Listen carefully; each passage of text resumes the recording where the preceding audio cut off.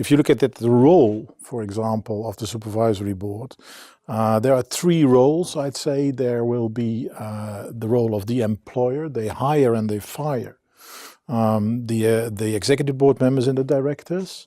The second role is they supervise on strategy, on those kind of things. But also the third line is very important as I see it. The supervisor is the advisor of the individual board members, offering options and things like that. In the UK, we don't have supervisory boards at all. There's been some discussion about it, but there's a strong preference from the shareholders, management and the directors themselves to keep a unitary board so that they all sit on the same board with the management. And the argument in favour of that is that the non-executive directors rather than supervisory board members, so it's still non-executive, but they're closer to the management. So they have better access to the information, they have a better understanding of what's going on in the company. So they sit on the same board with the executive directors, so the chief executive and the finance director and anyone else they have on the main board will sit on the same board with the non-exec directors. So you get relationships forming, and there's a better exchange of information, and they have better access to that and access to other senior people in the company. But it's still non-executive. Yeah, that's the difference with parts of Europe as opposed to, let's say, the Anglo-American approach to this, is what you see that we have very often two-tier boards, which means that the supervisory board is above the board of directors. And there's a big difference also, as we discussed earlier, that the compensation is different totally from a supervisory board member. And the time commitment. And the time commitment. But the point is, liability is not.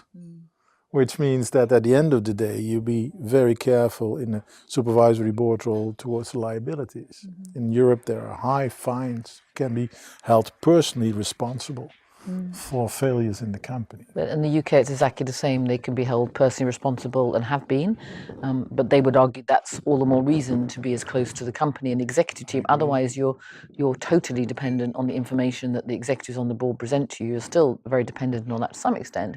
But if you have better and closer personal relationships and more access to people, senior executives not on the board coming to present, maybe attending board dinners, then it creates a healthy environment, and people are more likely to sort of sense or smell when something's wrong. So I think people are very well aware of the point that Albert made of the personal responsibility they have. They're legally responsible for the board, and they have and can be sued. And it's very reputationally damaging as well if they're on a board where the non-executives are viewed not to have done a good job, or the board itself hasn't been seen to be acting in the right way and could have prevented something. They haven't. So I think they are all much more conscious of it now. It means that they take on fewer boards than they would have done before, because each of the boards they do has a more stringent time requirement, the preparation time, the inter-meeting time between meetings, to build those relationships and to really understand the businesses they're nailing their reputation to, it's now much greater. So I think they would probably limit it to maybe probably in the UK it's not regulatory, but or not governed by regulation, but people do seem to feel that probably you shouldn't have more than 2 FTSE 100 chairmanships at a push. Ideally, you shouldn't have more than 1 FTSE 100 chairmanship, and you shouldn't have more than about 4 board roles in total of big companies. You can have 1 or 2 more if they're private or pro bono, or maybe in education and other areas. 6 board roles in total, including the pro bono, would be viewed as a full-time commitment if you want to work as fully as you would do as an executive, and then you scale it back from there if you want to work less time as you get a bit older. That's a big difference with part of Europe, because you see in part of Europe that it's regulated nowadays. The reason for that was to change the old boys network and to get more diversity into boards, a big issue in Europe the last couple of years.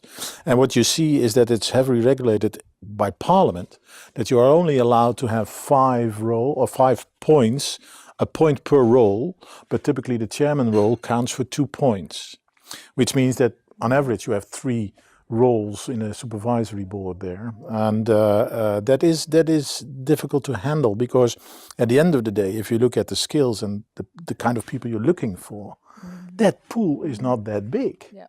So if they only have the possibility to have 2 or 3 roles, then we need to educate a lot of supervisory board members for the future. And it also means that the candidates who are in demand manage their portfolio very professionally.